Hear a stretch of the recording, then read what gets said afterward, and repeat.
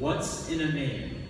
When you hear names like Gandhi or John Paul II, images instantly appear. For most of my life, when I heard the names Daniel and Henry, I thought of myself and my brother.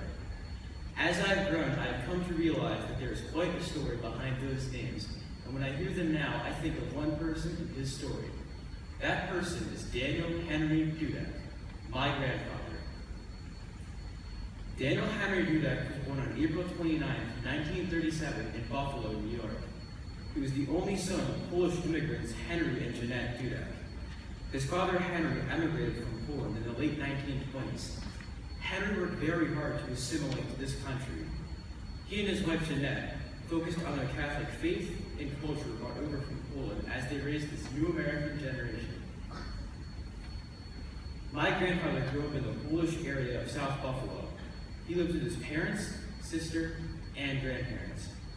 While English was often spoken, Polish was the sole language used at home.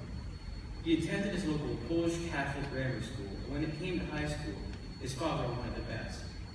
My grandfather attended Canisius High School, where he graduated 1 year early and never missed one day of school, an accomplishment that I personally cannot imagine. Upon graduation, my grandfather went to work with his father in the flour mills. It is there where his love of engineering and milling began. He worked with his father until his 18th birthday, when Uncle Sam came calling. In 1951, he was drafted and served during the Korean War. According to my grandfather, he shot more people than anyone else in his unit. Now, keep in mind, he was stationed in Germany and he was a medic, responsible for giving shots to his fellow soldiers. After being discharged with GI Bill in hand, he started his next journey. In 1955, Dan left Buffalo to attend Kansas State University, majoring in engineering. 2 years later, he married my grandmother, Marjorie Kubiak, who newlyweds relocated to Kansas, and within 2 years, he had become a husband, graduate, dad, and employee of Multifoods.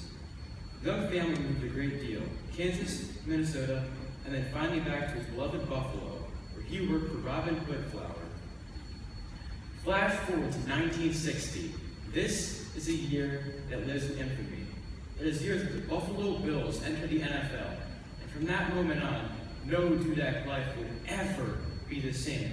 His love for this team was and continues to be a curse to all of us. By 1970, Dan had 4 children, lives in Rochester, New York, and now works for RT French. Life was good until the next bomb dropped. French's opened a new plant in Missouri, and they needed many Rochester families to move. According to my mom, this move was like Armageddon. Thankfully, less than 2 years spent in Missouri, my grandfather took a new position as chief engineer with McCormick. Well, not exactly Buffalo, Maryland was much closer to home. The family of 6 continued to travel often to Buffalo. Today, my family and I still make this trip, often to see family and, of course, the Bills and Sabres. My grandfather quickly rocketed to new heights in his career. He went from chief engineer to plant manager to chairman of the board. He also designed systems that sterilize spices. My mom said that as kids, they used to joke that if you were a customer, you would only bleed pepper and spices. His major contribution came from McCormick Luther plant operations. My grandfather was the project manager for this entire operation. Even in his retirement, he was still designing and was able to secure a patent for a new steam sterilization.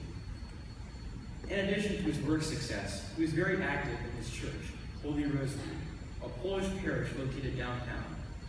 I am told, if you were to ask my grandfather about all the jobs he held, engineer, chairman of the board, plant manager, what his favorite job was, he would undoubtedly say nanny for his 2 grandsons, Daniel and Henry.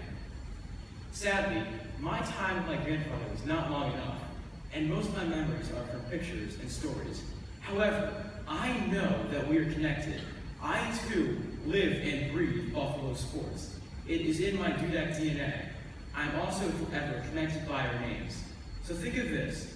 The next time you hear someone call you by name, they may know the name, but they may not always know the whole story.